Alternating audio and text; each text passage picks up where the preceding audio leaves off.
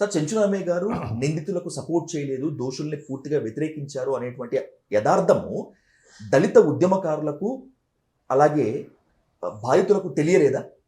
తెలిసినా కూడా మౌనంగా ఉన్నారా?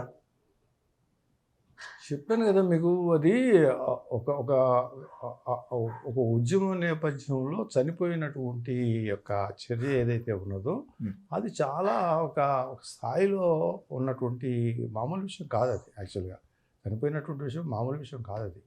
సో అందువలన ఆదికి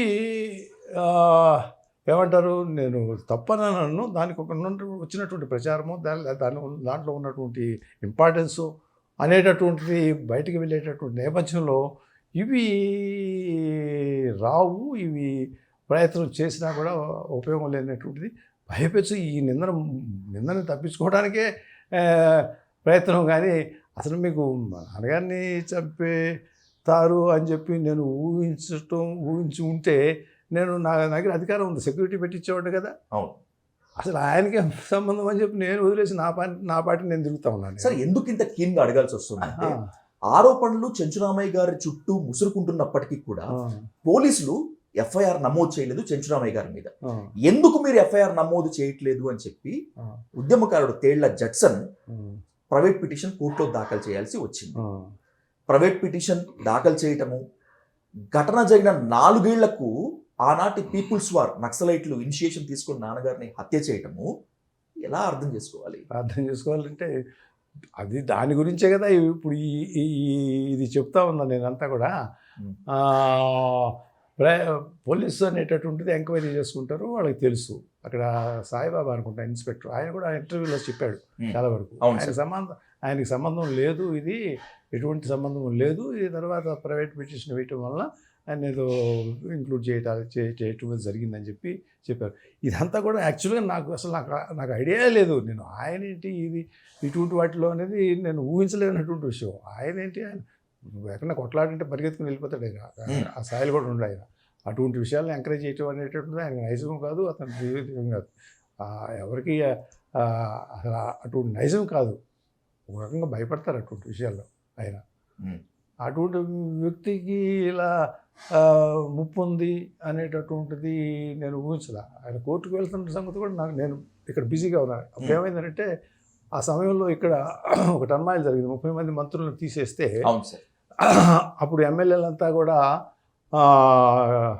తిరగబడిపోతున్నారు రామారావు గారి మీద అనేటటువంటి దానిలో నేను పూర్తిగా ఇన్వాల్వ్ అయ్యి 130 మంది ఎమ్మెల్యేలు వ్యతిరేకంగా ఉన్నారు, తిరగబడండి అని రామోజీరావు గారు ఎడిటోరియల్ సంతకం పెట్టి రాశారు. ఈనాడులో 2 సార్లు రాశారు. నేను 130 మంది ఎమ్మెల్యేలతోటి నేను సమావేశం జరుపుకుంటా, వాళ్ళని మళ్ళీ తెచ్చుకుని మళ్ళీ మొత్తం రామారావు గారికి అండగా ఉండేటట్లుగా స్టేట్మెంట్లు ఇప్పించుకోవడము, వాళ్ళని కన్విన్స్ చేయటము, ఈ కార్యక్రమంలో నేను పూర్తిగా బిజీలో ఉండిపోయాను. నేను అసలు మా నాన్నగారు కోర్టుకు వెళ్తున్న విషయం కూడా నాకు తెలియదు. ఆయన కూడా పాపం ఎప్పుడు చెప్పలేదు నాకు. ఒకవేళ ఏదైనా చెప్పుంటే ఏదైనా ఉంటే నేను కనీసం సెక్యూరిటీ ఎంతమందికి సెక్యూరిటీ ఇస్తున్నారు, సెక్యూరిటీ ఇప్పించేవాళ్ళం కదా.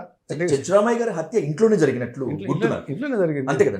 సెక్యూరిటీ ఏం లేదు కదా మాకు, ఎప్పుడు కూడా సెక్యూరిటీ కూడా పెట్టలేదు ఆయనకి. తర్వాత చంపినటువంటి విజయ్ కుమార్, అది కూడా ఇప్పుడు ఆయన ఉన్నాడు కదా, బతికున్నాడు కదా విజయ్ కుమార్ అనే ఇప్పుడు డాక్టర్. ఢిల్లీలో ఉన్నారు సార్ ఆయన ఢిల్లీలో ఉన్నారు. ఆల్ ఇండియా మెడికల్ సైన్స్లో ఆయన ఉద్యోగం ఇవ్వాలి. ఆయన వచ్చి నన్ను అడిగాడు, ఇది మీరు కనుక పార్డన్ లెటర్ కనుక ఇస్తే కోర్టులో నేను సబ్మిట్ చేసుకుని దీని నుంచి విముక్తి పొంది నేను చదువుకుంటున్నాను, నేను డాక్టర్ అయిపోయి నేను వృత్తి చేసుకుంటాను అని చెప్పి. ఇక రెండో నిమిషం కూడా ఆలోచించలేదు. వెంటనే అయిపోయింది, అది అయిపోయింది, మా నాన్న బతికినారు, నువ్వు వచ్చి నువ్వు చదువుకుని నువ్వు ఉద్యోగం చేసి నలుగురి ప్రాణభిక్ష పెట్టేటటువంటి అవకాశం నీకు వస్తుందంటే నేను కాదంటానా అని చెప్పి వెంటనే రాసిస్తే అది తీసుకెళ్ళి సబ్మిట్ చేసి ఆయన ఏమంటారు దాన్ని కోర్టులో ఎక్విట్ అయిపోయి ఆయన చదువుకుని ఇప్పుడు చేస్తున్నాడు. ఆయన అడిగితే చెప్పాడు, ఆయన ఏం చెప్పాడు, ఇది ఇక్కడ ఉద్యమం జరుగుతూ ఉన్నది, చెంచురామయ్య గారు టార్గెట్ ఆయన చేశారు. ఆయన కనుక మనం టార్గెట్ చేసుకున్నట్లయితే మనకి ఈ ప్రాంతంలో ఈ దళిత వర్గాల్లో మనం నక్సలైట్ పార్టీ అనేటటువంటిది మనం వృద్ధి చేసుకోవచ్చు, మనకి సపోర్ట్ దొరుకుతుంది అనేటటువంటిది కేంద్ర పార్టీ సమావేశమై నిర్ణయించి, మావోయిస్ట్ కేంద్ర కమిటీ, అప్పుడు నక్సలైట్ కమిటీ కేంద్రంలో ఉంటుంది కదా, వాళ్ళ కేంద్ర కమిటీ ఏదో ఉంటుంది కదా, వాళ్ళు డిసైడ్ చేసి ఒక 5 పంపించి మాకు టార్గెట్ ఇచ్చారు, మేము వచ్చాము. వాళ్ళు రీసెర్చ్ చేసి వాళ్ళు చేసుకున్నటువంటి దానిలో ఆయన ఇన్వాల్వ్మెంట్ అనేటటువంటిది ఉన్నది అనేటటువంటిది ఎక్కడ లేదు. కానీ నాకు చెప్పానే, ఒక ఉద్యమం బలపరచడానికి ఒక ఇష్యూని ఫ్యాబ్రికేట్ చేయొచ్చు. అది ఫ్యాబ్రికేట్ చేయటం తప్పు కాదు అని చెప్పి వాళ్ళు భావిస్తారు కూడా. అందుకే అల్టిమేట్గా ఏంటంటే లార్జర్ ఇంట్రెస్ట్